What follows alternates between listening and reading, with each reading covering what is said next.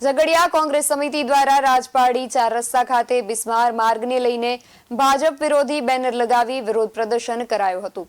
મળતી માહિતી મુજબ ભરૂચ જિલ્લાના ઝઘડિયા તાલુકામાંથી પસાર થતો સરદાર પ્રતિમાને જોડતો રાજ્ય ધોરીમાર્ગ બિસ્માર બનતા ઝઘડિયા તાલુકા કોંગ્રેસ સમિતિ દ્વારા રાજપારડી 4 રસ્તા સ્થિત બિરસા મુંડા ભગવાનની પ્રતિમાને ફૂલહાર કરી ત્યારબાદ ભાજપ વિરોધી બેનરો લગાવી ભાજપનો વિરોધ નોંધાવ્યો હતો। આજ રોજ અહીં રાજપારડી 4 રસ્તા ઉપર અમે કોંગ્રેસના આગેવાનો કાર્યકર્તાઓ એકત્રિત થઈને અહીં અમારો બેનર ભાજપ વિરોધી અમે બેનર લગાવીને વિરોધ નોંધાવ્યો છે।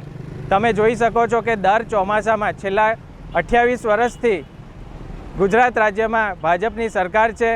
અહીં આજે મનસુખભાઈ 7મી ટર્મ તરીકે સાંસદ સભ્ય ચૂંટાયા છે। અહીં એમએલએ પણ આપણે બીજેપીના છે। તમે તાલુકા પંચાયત જિલ્લા પંચાયતમાં પણ તમે જોઈ શકો છો કે ભાજપનું શાસન છે અને આ એક હતું શાસન હોવા છતાં અહીં તમે જોઈ શકો છો આટલા વર્ષોમાં આ જે સ્ટેચ્યુ ઓફ યુનિટીનો જોડતો ધોરીમાર્ગ છે, અહીં તમે આમલઝર પડવાડિયાનો માર્ગ છે, રાજપારડી નેત્રંગનો માર્ગ છે।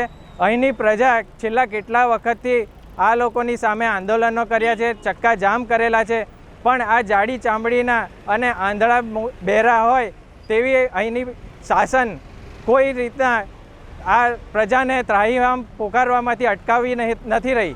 ગઈકાલે પણ ચીમકી આપી ત્યારે પછી આજે છારું કપચી નાખી અને પ્રજાને સમજાવવાનો પ્રયાસ કર્યો છે, પણ અહીંની પ્રજાને કાયમી ધોરણે તેમને શાંતિ મળે, તેમને શાંતિથી રહી શકે તેવું કોઈ આયોજન કરી નથી રહ્યા। અહીં લોકોને સારા રસ્તાઓ માર્ગોની સુવિધા આપવી જોઈએ તે નથી થઈ રહી।